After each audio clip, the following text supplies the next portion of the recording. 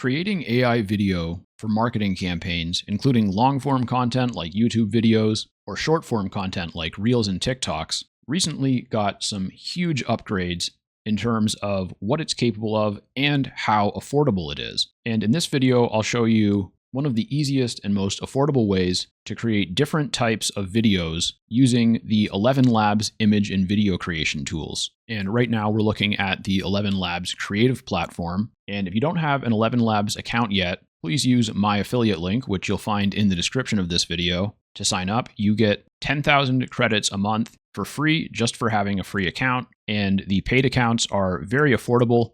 I'm on the creator plan, which costs $22 a month and gets me about 100,000 monthly credits. And generating video is still pretty expensive in terms of how quickly you'll go through your credits on ElevenLabs when making them. But if you use really good prompts and the more affordable models and a few other tricks that we'll go through along the way, then you can keep the credit costs down and make sure that you get something that's going to be usable. My name's Alex. I'm a digital marketer and content creator with Lover Fighter Writer. And if you'd like to learn more from me, please like the video and subscribe to the channel. And remember to check out the description and pinned comment for links to more resources that you might find helpful with your content marketing and other online business efforts. Right now, I'm in the ElevenLabs creative platform on the image and video tab. And I'm just on the Explore screen right now, which shows a bunch of really amazing content created by ElevenLabs users. And if I switch to history, then I can take a look at stuff that I've created. And one thing that I'm hoping they'll change or update soon is being able to filter what I see in my feed here. Because right now it's just one history tab and it's every image and video I've generated. And so at times I've generated a bunch of images one after the other. And so I end up having to scroll through all of those in order to get to the last thing that I want to use. But overall, I really like the way this tool works.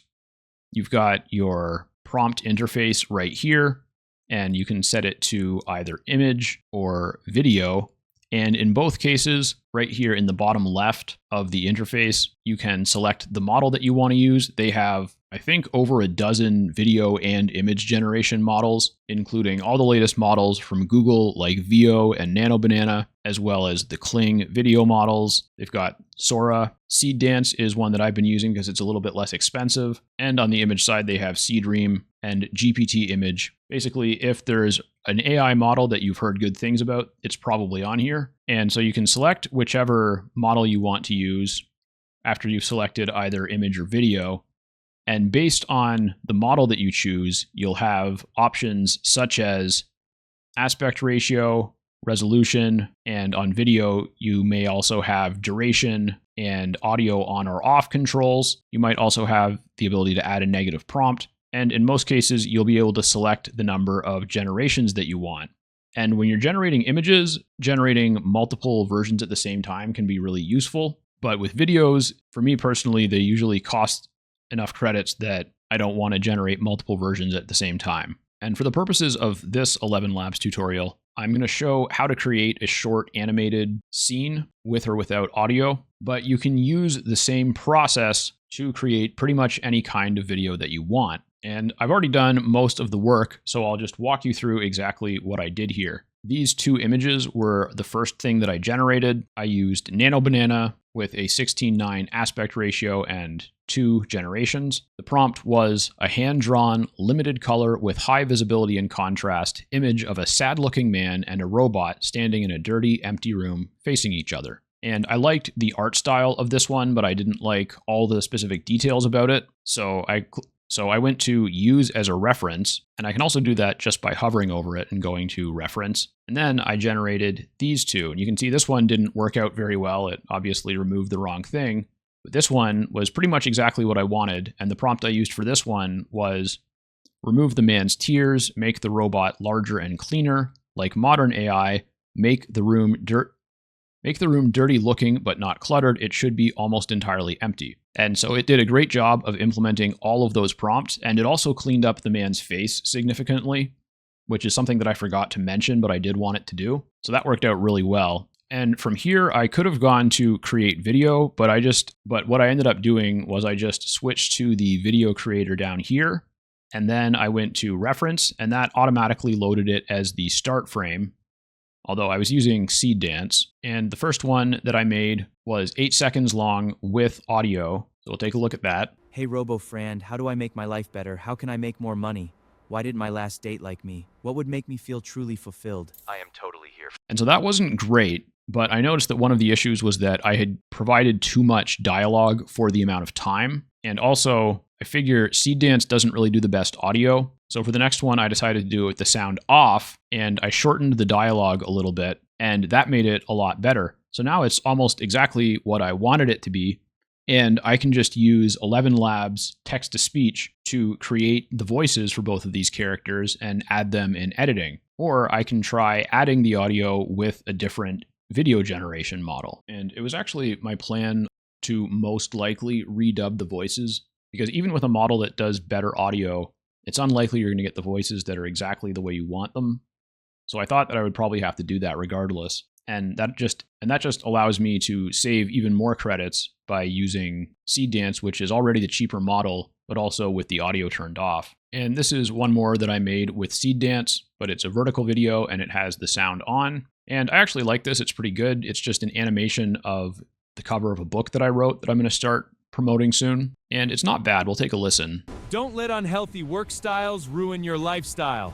Get Desk Hero's Guide today. So it said exactly what I wanted to, and it did a decent job. But again, the voice isn't the highest quality, and you can see that it's not great at animating the mouth, although maybe that's just the type of animation that it did. But I've also done quite a few videos with Veo and with Sora, and they tend to do a much better job, both with the audio itself and with making the mouth move at the right time. But I do get a lot of good stuff from Seed Dance, especially when it's not close up on someone's mouth. And I think it's a good way to test prompts and get used to what works without using all your credits up in a couple of tries. Because just as an example, if we look at the credit cost, if we look at the prompt interface here, it doesn't tell you exactly how many credits it costs, but it tells you how many more you could create with the number of credits you have left.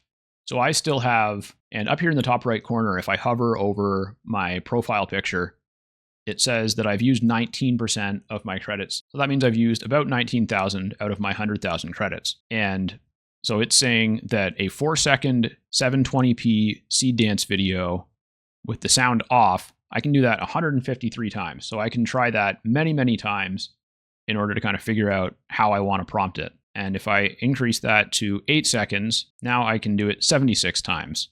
If I turn the sound on, I can do it 38 times. So it's like about twice. So it's about twice as expensive with sound on as sound off, which is really worth thinking about if you're planning on adding your own voice and background music anyways. And then if I change the model to, let's say, Kling, this is a very popular one. Now I can only do 22 of a 5-second video with the sound on, and it only has 5 seconds and 10 seconds. So let's go to Veo, and I could only generate 4 8-second videos with sound on before my credits would be pretty much used up, which means that that probably costs about 20,000 credits each. But if I turn the sound off, it actually more than doubles the number that I can do. So it's definitely worth keeping the length down when you can, and also considering whether you want the audio on or not, and which model you're going to go with. And you can use this and you can use AI video creation like this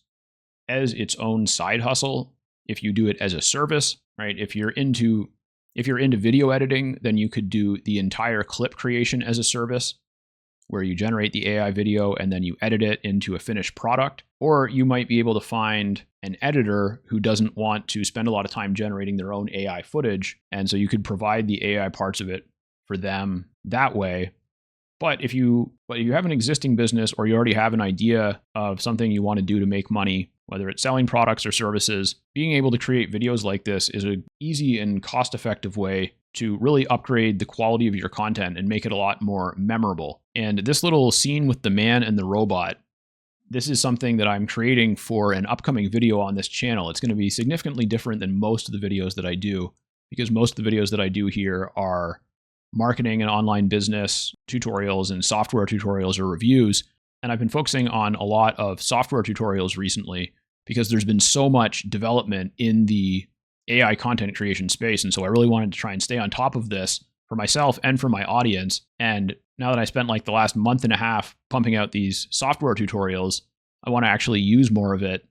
And so I'm working on a bit more of a cinematic video for this channel that talks about the same topics, but from a bit of a different perspective. And I think I'm planning on using this as the opening, and I'll probably feature different versions of these characters throughout. And so it'll be really interesting to see how that goes as I start creating different images of these characters in different places and looking different ways, and then animate those into videos. And of course, you can also just focus on the content creation aspect as a side hustle. There's nothing wrong with just focusing on growth and followers. And if you're doing it on YouTube, you can actually make ad revenue that way, and you'll start to get affiliate offers and sponsorship offers and stuff once you get to a certain level. And I know that's true on other social media platforms as well, at least in terms of the sponsorships. And I've seen quite a few accounts blowing up already with AI content. It's not really the direction that I want to go in, like just trying to create viral videos and that kind of thing. But if that's what you're into and you can come up with the ideas and create good prompts and push those videos out, then that's definitely a viable path. Remember, you can sign up for a free ElevenLabs account to get 10,000 credits a month to try all these tools out using my affiliate link in the description of this video. Please like and subscribe if you found this helpful and you want to see more content from me. And don't hesitate to leave a comment if you have any questions or if you want to request something specific for a future tutorial.